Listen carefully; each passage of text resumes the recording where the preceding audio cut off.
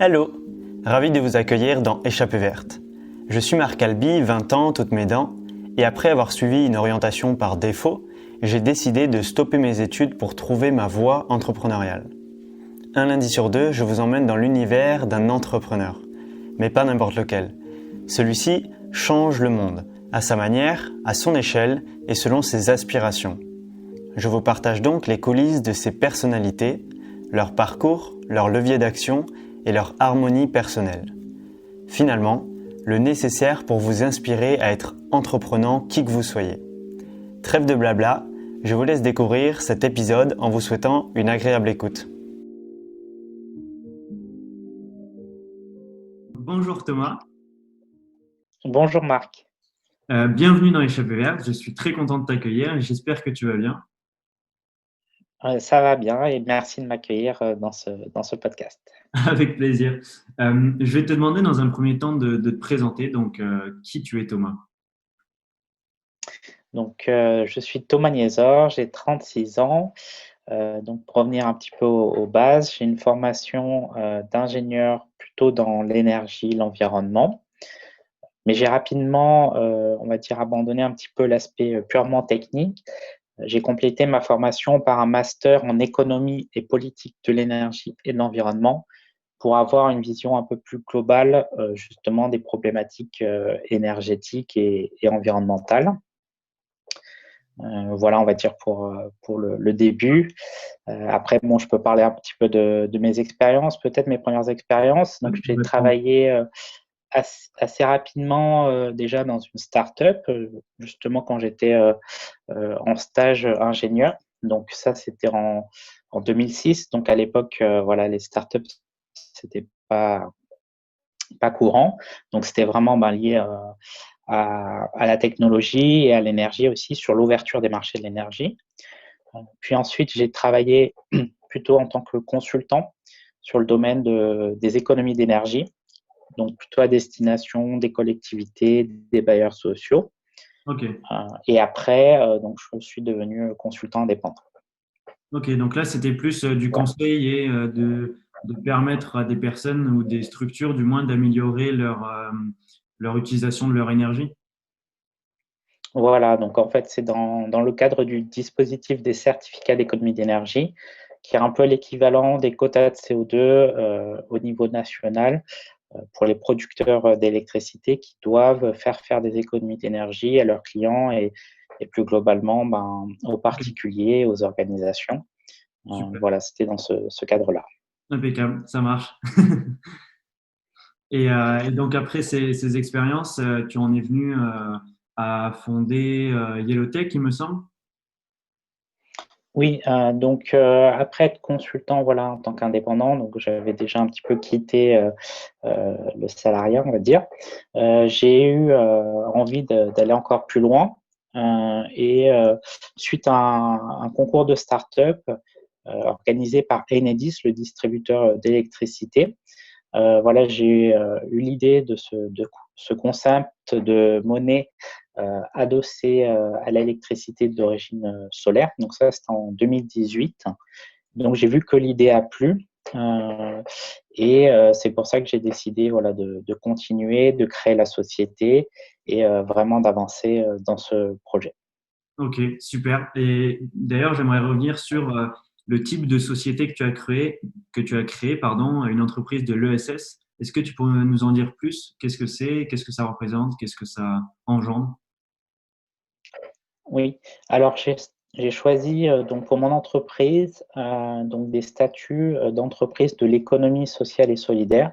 Donc c'est bien une SAS classique, mais avec des particularités, des conditions dans les statuts pour pouvoir avoir cette qualité et pour pouvoir aussi demander plus tard l'agrément ESUS, donc qui permet d'avoir un petit peu une équivalence, on va dire, avec ce qui est fait dans les associations. Donc, c'est un petit peu entre une société classique et une association.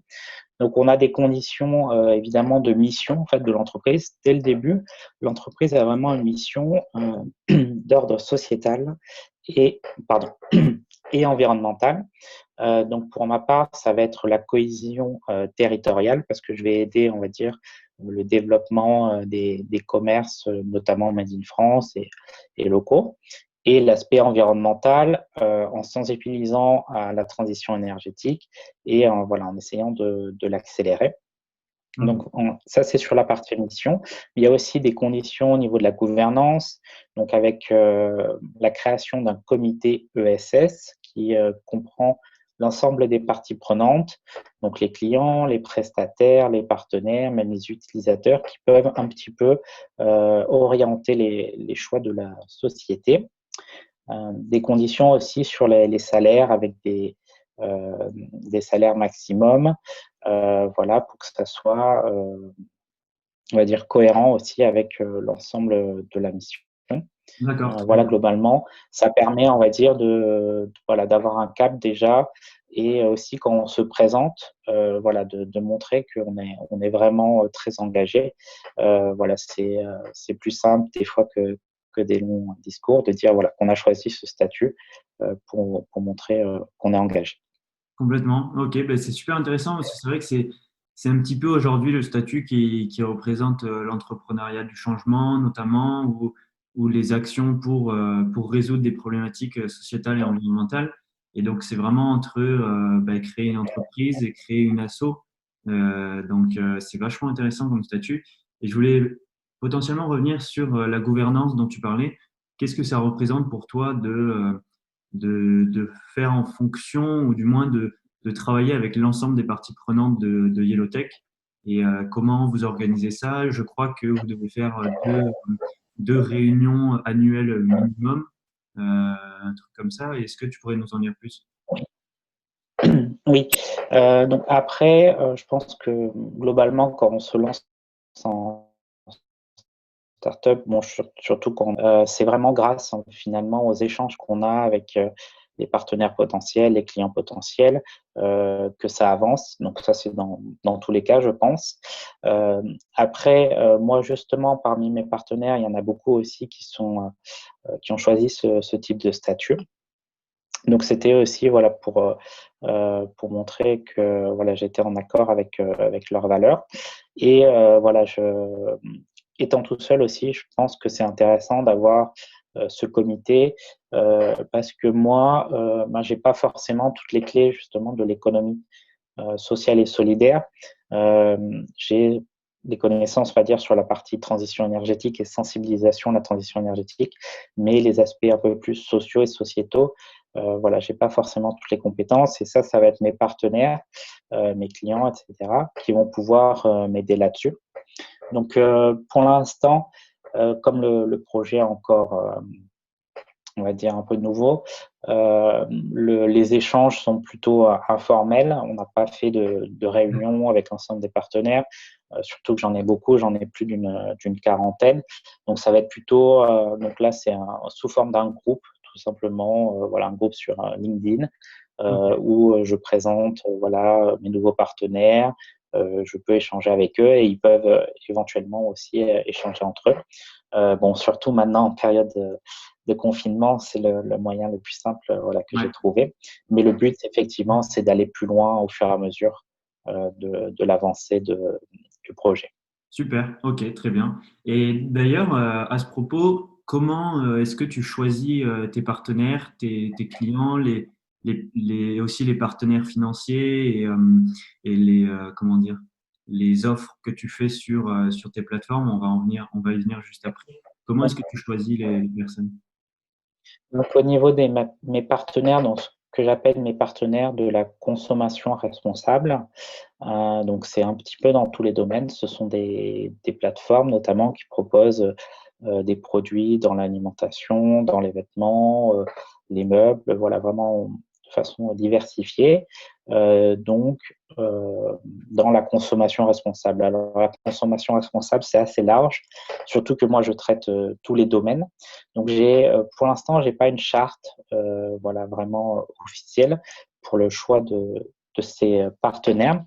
Parce que ça serait compliqué de comparer une marque qui vend des fruits et légumes locaux à une marque voilà, qui fabrique des meubles éco-conçus. Par exemple, certains ne peuvent pas tout fabriquer en France, ça va être quand même fabriqué un petit peu en Espagne. Voilà, mais ils sont très transparents par rapport à ça. Donc, je les choisis aussi par rapport à leur transparence et évidemment, voilà, leur valeur globale. Il y en a beaucoup qui travaillent aussi avec des personnes en réinsertion. Donc, ça, c'est plus justement pour apporter l'aspect social et sociétal. Donc, c'est vraiment en échangeant avec eux, on voit qu'on a les mêmes valeurs et c'est comme ça que je choisis les partenaires. Et après, il y en a beaucoup qui se connaissent déjà entre eux, Ouais. finalement. Et donc, ça conforte, on va dire, mes choix par rapport à ça. Ok. Bon, ouais, il y a ça et aussi, j'imagine que faisant partie du réseau Tech for Good, ça doit être aussi un des facilitateurs, pardon, pour Oui. choisir potentiellement des projets ou des partenaires. Oui, j'ai certains partenaires qui font partie du réseau également. Après, c'est pas la majorité. Donc, comme Tech for Good, c'est vraiment donc plutôt des entreprises tech. Et là, moi, ça va être plutôt des e-commerce, donc qui ont pas forcément voilà cet aspect purement technologique. Après, donc maintenant aussi Tech for Good vient d'être inclus dans plus globalement le mouvement Impact France, où là, on a beaucoup plus de structures aussi de l'ESS et qui ne sont pas forcément tech, mais qui vont justement avoir l'appui aussi de Tech for Good pour se développer. Ok, Donc voilà, c'est un des canaux, mais ce n'est pas le seul canal que j'utilise pour trouver des partenaires. ok, impeccable, ça marche. Et je pense qu'on a fait le tour sur l'ESS et le choix de tes partenaires. Est-ce que désormais tu Oui, peux nous présenter les produits et les plateformes que tu as créées sur oui, Yellowtech?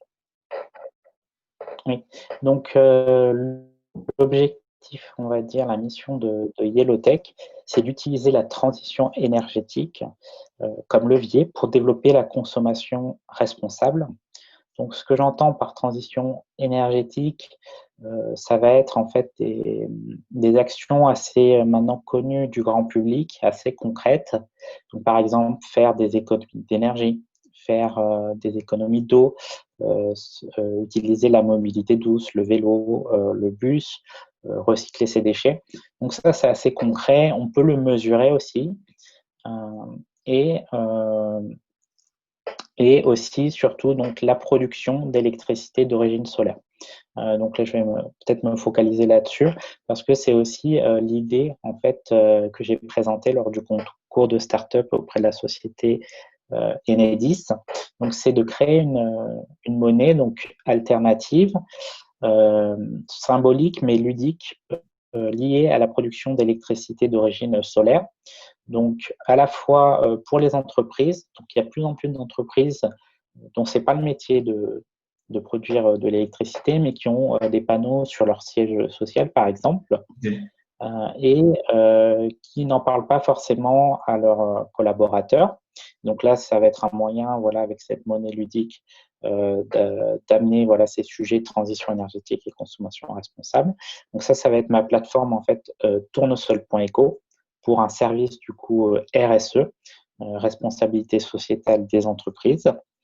Et d'autre part, donc une nouvelle plateforme que je suis en train de créer, donc qui va s'appeler yellow.eco, qui va concerner directement les particuliers qui ont des panneaux solaires et donc qui produisent de l'électricité et qui vont pouvoir aussi, grâce à cette monnaie à impact, à la fois accéder donc à des réductions chez mes partenaires de la consommation responsable en fonction de leur production.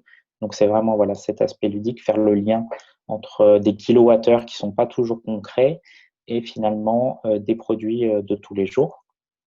Et aussi, donc par rapport à cette plateforme, un aspect important, il y aura une partie des revenus qui vont être reversés à une association de lutte contre la précarité énergétique. Donc, les utilisateurs, le grand public qui ont des panneaux solaires vont aussi avoir ce moyen-là d'agir au niveau un peu plus sociétal, en plus de l'aspect environnemental.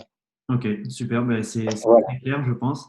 Et concrètement, l'objectif en tant que salarié ou même en tant que particulier, c'est d'avoir un Oui, moyen un peu de motivation et d'aide potentiellement financière en contrepartie d'installation de panneaux photovoltaïques et donc de production voilà. d'énergie plus responsable. Voilà, donc globalement, donc c'est déjà de rendre la transition énergétique un peu plus concrète. Donc dire, ben, vous avez produit ou votre entreprise a produit tant de kilowattheures ce mois-ci, ça va être l'équivalent de la consommation d'électricité de tant de foyers. Et ensuite, voilà, de la transformer en une monnaie vraiment, du coup, alternative et à impact parce qu'elle ne peut être utilisée que pour obtenir, que dans le cadre de la consommation responsable.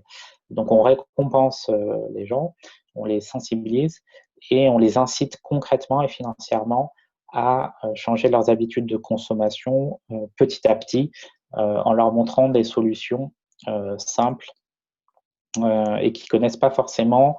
Ils peuvent avoir aussi certains a priori sur la consommation responsable et durable, on va dire, globalement. On pense parfois que c'est plus cher.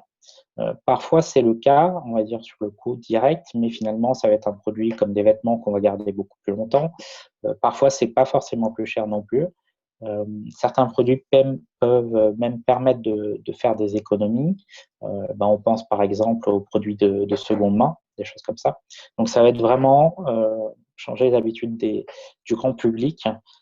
Donc là, je vise vraiment voilà, des personnes qui se lancent dans ce type d'initiatives qui ne sont pas encore à fond dans l'écologie, entre guillemets, Ouais. pour les, voilà, les sensibiliser, les inciter au fur et à mesure, petit à petit. Ok, super, c'est très clair. Et donc, si je comprends bien, ce sont les personnes qui créent de l'énergie qui sont récompensées, pas ceux qui l'utilisent. Oui, voilà, donc dans ce cadre-là des énergies solaires, ça va être effectivement des personnes ou des entreprises qui produisent de l'électricité d'origine solaire. C'est ça. Donc, finalement, même si je produis pour mon voisin ou ma ville, etc., je peux quand même avoir, moi, en tant que producteur, une contrepartie. Donc, c'est vraiment accélérer la transition énergétique, comme tu disais au début. Oui, tout à fait, hein. Pour les particuliers, en fait, il y a de plus en plus d'autoconsommation, donc les gens consomment l'électricité qu'ils produisent en partie, mais parfois revendent aussi une partie de leur électricité parce que les moments de la consommation ne sont pas forcément les mêmes que ceux de la production. Donc, ils peuvent revendre aussi une partie de leur électricité.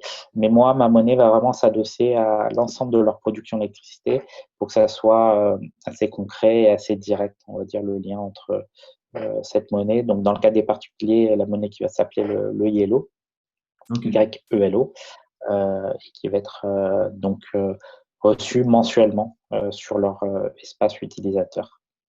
super. Ok, très bien. Et comment tu mesures donc l'impact de Yellowtech, pardon, et comment tu arrives à prouver ton action finalement dans la transition énergétique? Alors, effectivement, l'impact, on essaye de le mesurer, c'est pas toujours possible. Dans mon cas, donc justement, comme je veux passer de quelque chose qui est assez concret, des kilowattheures par exemple, à donc des actions un peu moins faciles à mesurer, comme consommer euh, local, consommer des produits de seconde main. Ça va être bah, tout simplement voir le nombre de personnes qui, en passant par mes plateformes, euh, ont, euh, ont acheté des produits un peu plus responsables. Ok, Donc ça va permettre assez facilement de dire, ben, il y a il y a, je sais pas, 1000 personnes qui ont acheté 2 produits chez mes partenaires de la consommation responsable. Donc déjà, ça montre que ils se sont engagés un petit peu à essayer en tout cas, et je pense voilà, aller plus loin après dans cette transition. Donc ça va être un des, des indicateurs assez importants, je pense. Et après, évidemment, en tant qu'entreprise de l'économie sociale et solidaire, donc je vais essayer aussi de consulter justement les utilisateurs pour leur demander si ça les a aidés, s'ils pensent à des améliorations aussi, pour aller plus loin justement. Ok. Donc aussi essayer de faire un petit peu des sondages pour voir et essayer de quantifier un peu plus tout ça. Ok, super, c'est très clair. Et je voulais savoir du coup comment toi ça t'est venu de vouloir agir de cette manière. Est-ce que ben, dans ton passé, tu avais déjà cette sensibilité à l'environnement, à l'utilisation de l'énergie? Qu'est-ce qui a nourri ta volonté de faire changer les choses? Oui, donc déjà un point assez important. Donc j'ai passé une partie de mon enfance au Gabon. Donc j'ai toujours eu ce lien un petit peu avec la nature. Après, bon, j'ai un petit peu mis ça de côté, mais lorsque j'ai commencé mes études supérieures, donc en école d'ingénieur, il y avait une association justement qui était dans le domaine de l'environnement. Donc ça, c'était en 2004. C'était pas forcément à la mode d'avoir dans une école voilà, une association très active sur ces sujets et même globalement aussi les programmes de l'école. Et donc, ça m'a vraiment réveillé voilà, cette envie d'agir pour l'environnement. Après, bon, j'ai choisi l'énergie parce que aussi, euh, il y avait l'aspect un peu aussi technologique, etc. Et ça m'intéressait beaucoup. Ok, Mais c'est vraiment à ce moment-là, du coup, que ça m'a donné envie voilà, d'aller dans ce domaine. Et après, les expériences que j'ai eues et que j'ai choisies directement, mes stages, mes premières expériences professionnelles, je les ai directement orientées donc, sur ces sujets. Voilà, alors que ce n'était pas encore des sujets communs comme, comme aujourd'hui, qui étaient déclencheurs. ok, ok, très bien. Et donc aujourd'hui, est-ce que tu sens que ben, tu vas peut-être retrouver une harmonie potentielle avec la nature comme tu avais avant? Est-ce que tu as des choses que tu apprécies particulièrement dans ce que tu fais aujourd'hui et dans cette transition énergétique et donc cette protection de l'environnement, de la biodiversité, etc. Oui, donc c'est vrai que globalement, on va dire le but de Yellowtech, effectivement, c'est de passer d'un sujet de transition énergétique qui peut être un peu technologique et finalement aussi la technologie, on sait que parfois, euh, on ne sait pas vraiment mesurer les impacts, on pense qu'ils sont positifs et parfois, voilà, ils peuvent être un peu discutés. Donc à la consommation responsable qui, elle, va toucher plus vraiment l'environnement.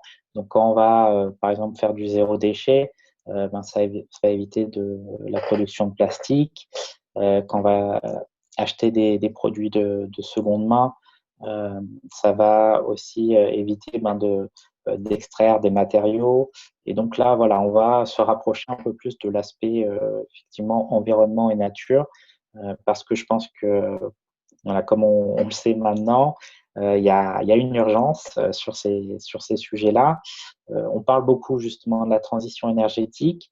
La consommation responsable, on en parle quand même, mais c'est quand même encore voilà, pas si simple de comprendre aussi les conséquences lorsqu'on fait un achat sur la biodiversité, etc.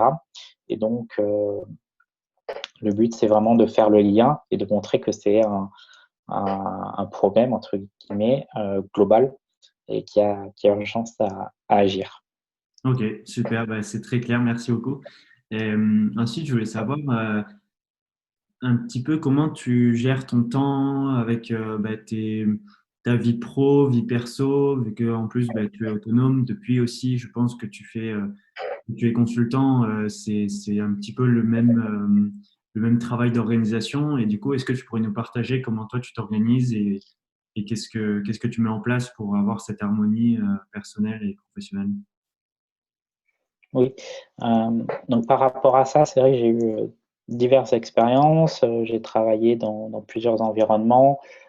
start-up, grands groupes, associations, organisations internationales. Et je me suis rendu compte que ce qui me convenait le plus, effectivement, c'était plus d'être dans des petites structures. Donc, d'abord, j'étais donc consultant indépendant et après, là, maintenant, donc entrepreneur. Donc, évidemment, bah, ça permet donc d'être son propre patron. Ça a des avantages voilà, assez clairs. Bon, il y a aussi des inconvénients, bah, c'est de savoir s'organiser. Je pense qu'une grande partie de la réussite justement d'une aventure entrepreneuriale euh, est liée à l'organisation. Donc ça, sur ce point-là, je pense que voilà, j'ai toujours été un petit peu dans ce mode de me fixer des objectifs et d'essayer d'avancer. Parfois, on va dire un petit peu tête baissée, voilà, comme quand je me suis lancé dans Yellowtech, c'était pas concret du tout, et puis finalement, ça le devient de plus en plus. Donc, par rapport à la vie personnelle, voilà, ça permet justement ben, de s'organiser aussi bien, on va dire, dans ces aspects, on va dire, justement, de choix. On peut choisir vraiment sur les sujets sur lesquels on va travailler pour qu'ils soient en accord voilà, avec nos valeurs. Et aussi, ben, au quotidien, vraiment, ben, pouvoir organiser sa journée, ses semaines, voilà, sans être contraint par exemple, d'avoir un déplacement à l'autre bout de la France parce que, voilà, quand on est consultant, par exemple, on doit aller voir un client parce qu'il a une question, alors que c'est pas forcément obligatoire finalement de se déplacer. On s'en rend compte justement aujourd'hui qu'on peut faire beaucoup de choses à distance. Donc voilà, avoir un train de vie où, en tout cas, on est plus maître déjà Ouais. de ce qu'on fait. Ok, super, très intéressant. Et je voulais du coup aussi revenir sur, tu parlais qu'avant tu étais consultant et que maintenant tu es entrepreneur. Euh, Comment Oui. Yellowtech a démarré? Parce que tu as dû créer une plateforme, créer un site web. Est-ce que le concours que tu as gagné des startups, est-ce que ça t'a permis d'avoir quelques fonds pour pouvoir structurer et faire un bon prototype, en tout cas, de ta plateforme? Comment tu as fait, en tout cas financièrement parlant, pour lancer le projet, développer les plateformes? Alors, le concours Enedis, en fait, je ne l'ai pas gagné, malheureusement, j'aurais bien aimé, parce que j'étais vraiment au tout début de ma réflexion. J'ai passé une étape, en fait, j'ai passé l'étape régionale pour aller au niveau national, mais j'ai pas pu aller plus loin parce que c'était juste une idée. Je pouvais pas encore avoir des utilisateurs, quoi. J'avais pas du tout de plateforme, mais les échanges avec le jury ont été très intéressants. J'ai même continué à échanger pendant plusieurs mois avec un membre du jury, voilà, qui a essayé de m'aider, de m'orienter sur voilà, la construction un petit peu du projet, la concrétisation. Super. Donc là, j'ai pas eu de fonds. Après, pour financer justement ben, les premiers développements donc, qui ont été faits donc, par un prestataire. Donc, j'ai pioché un petit peu dans mes économies. Voilà, j'ai fait un petit peu appel aussi à ma famille parce que c'était assez difficile, étant donné le sujet un peu complexe, d'avoir des aides et j'avais pas forcément une vision encore concrète de mon business model. Mais en tout cas, voilà, je savais que ça pouvait marcher en allant dans cette direction. Après, j'ai fait une petite erreur aussi, c'est que j'ai créé vraiment la société en elle-même assez tôt, justement suite à ce concours de start-up, parce que je voulais aussi montrer mon engagement envers les futurs clients et partenaires, euh, être montré voilà que c'était sérieux entre guillemets, euh, voilà avoir un peu de, de, de crédit par rapport à ça. Et finalement, voilà, c'était une erreur parce que rapidement, lorsque la société a plus de 1 an, ce qui est arrivé assez vite avant que le projet voilà, soit avancée, on ne peut plus participer à des concours de start-up, demander certaines aides. Et donc, voilà, ça m'a un petit peu bloqué aussi à ce niveau-là. Ouais, j'imagine. Ok.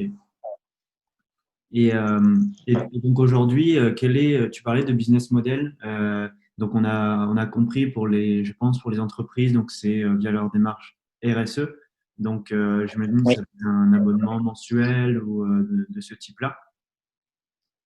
oui, tout à fait. Donc, les entreprises donc, qui ont une installation solaire, donc par exemple sur leur siège social et qui veulent sensibiliser leurs salariés à ces sujets, vont en fait prendre effectivement une licence mensuelle qui va être donc en fonction du nombre de salariés sur le site évidemment, qui va être, on va dire, avec un tarif dégressif qui part de 5 euros par an et par salarié. Donc par exemple, s'il y a 100 personnes sur le site, on va avoir finalement par an 500 euros, donc après qui va être ramené au niveau mensuel. Donc, Ok. ça reste une action RSE très abordable, mais qui est très concrète quand même pour le salarié.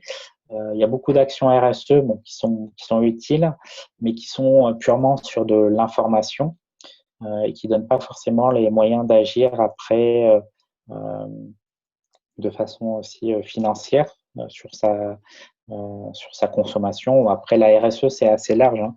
Ouais. Ça touche la partie environnement, mais ça touche aussi l'aspect social, aussi l'aspect humain au travail, etc.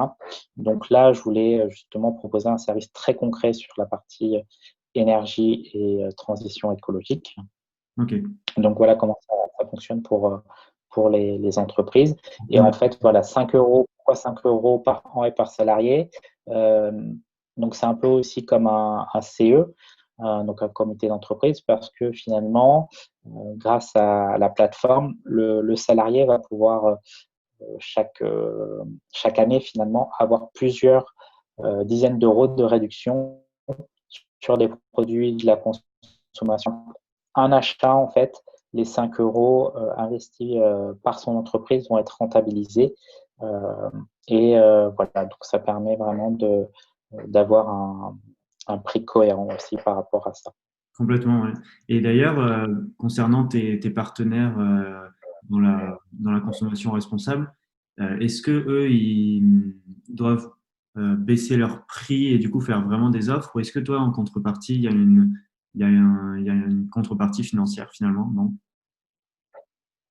Non, il n'y a pas de contrepartie de ma part. Donc ce sont des réductions qu'ils proposent parce que justement, ils sont en accord voilà, avec les valeurs aussi de transition énergétique et de récompenser des personnes ou des entreprises qui ont fait un effort.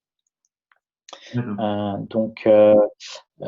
Après, c'est vrai que dans la consommation responsable, on peut se dire a priori que c'est difficile de faire des réductions parce qu'ils doivent eux-mêmes payer au plus juste leurs salariés, leurs fournisseurs, etc. Mais finalement, ils sont obligés aussi de s'intégrer dans voilà, le commerce globalement parce qu'ils ont des concurrents voilà, qui ne sont pas forcément dans la consommation responsable. Et donc, les consommateurs, c'est vrai qu'aujourd'hui, on cherche toujours la petite réduction avant d'acheter quelque chose, notamment sur Internet. Donc, ça fait partie finalement de leur budget marketing de faire ces petites réductions qui restent très raisonnables, justement, parce qu'on est dans la consommation responsable. Ça va être entre 5 et 15%, parfois voilà, pour un premier achat sur la plateforme. Donc, c'est vraiment amener un petit coup de pouce aux consommateurs, mais sans faire voilà, des promotions comme on peut imaginer lors du Black Friday, qui est d'ailleurs bon, voilà, qui est pas mal décrié. Et aujourd'hui, on a pas mal d'initiatives de type Green Friday, où il va pas y avoir justement de promotion ce jour-là. Donc voilà, c'est des petites réductions raisonnables qui rentrent dans leur budget de communication, on va dire. Ok, super. Ben, voilà, ça me permet de voir plus clair sur ce point. Et aussi finalement sur Yellow.eco, est-ce qu'il y a aussi un business model différent ou c'est par rapport aux particuliers, leur consommation? Oui, alors sur Yellow.eco, donc la plateforme, euh, l'accès va être gratuit donc aux particuliers qui disposent d'une installation solaire photovoltaïque et qui ont aussi un compteur Linky, parce que c'est grâce au compteur Linky et donc à leur compte Enedis, donc Enedis qui est le distributeur d'électricité qui gère donc les compteurs Linky, que je vais pouvoir récupérer donc avec l'accord de chaque particulier ces données de production et donc créer cette monnaie, le Yellow, adossée donc à sa production. Et ils vont accéder donc aux réductions de mes partenaires. Donc au niveau du business model, ça va être, donc je l'espère, une fois que j'aurai assez d'utilisateurs, pouvoir négocier donc des petites commissions auprès de mes partenaires de la consommation responsable. Certains, tous ne le pourront pas, et je comprends tout à fait, ça va être les plus gros, qui vont pouvoir me donner une petite commission pour les achats effectués via ma plateforme, en plus de la réduction qu'ils proposent déjà. Donc voilà, ça sera assez raisonnable. Et une autre partie du business model, ça va être aussi donc, de générer un trafic assez important sur la plateforme, voilà, sur le sujet du solaire photovoltaïque.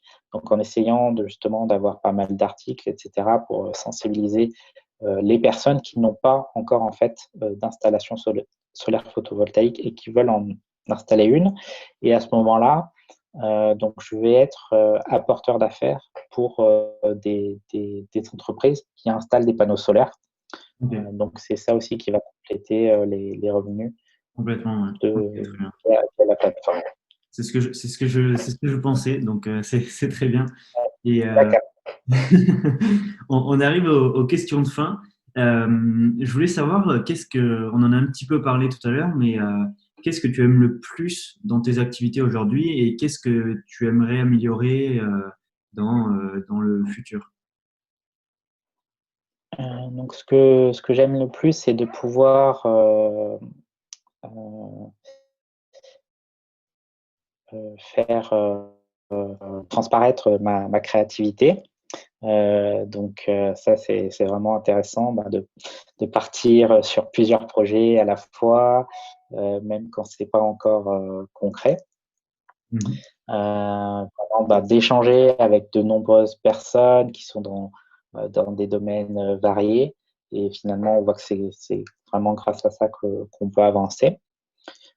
Après, justement, par rapport à l'échange, pour l'instant, je suis encore tout seul, donc j'ai pas d'équipe. Bon, je travaille quand même de façon assez proche avec donc mon prestataire développeur, donc Metastrat, créé par Sébastien Ortega, Ouais. qui est aussi dans la Tech for Good.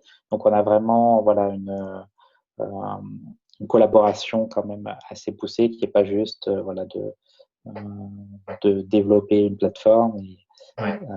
et de ne pas avoir de suivi. Donc voilà, on va dire le point un petit peu négatif pour l'instant, c'est quand même voilà, de ne pas avoir constitué une équipe. Après, j'espère justement d'ici déjà 2021 pouvoir prendre quelqu'un en stage, notamment pour m'aider sur la partie marketing et communication digitale pour la plateforme Yellow.eco, comme elle est adressée directement au grand public. Ouais. Là, voilà, il va falloir faire des efforts là-dessus et ce sont des sujets que je maîtrise pas forcément très bien.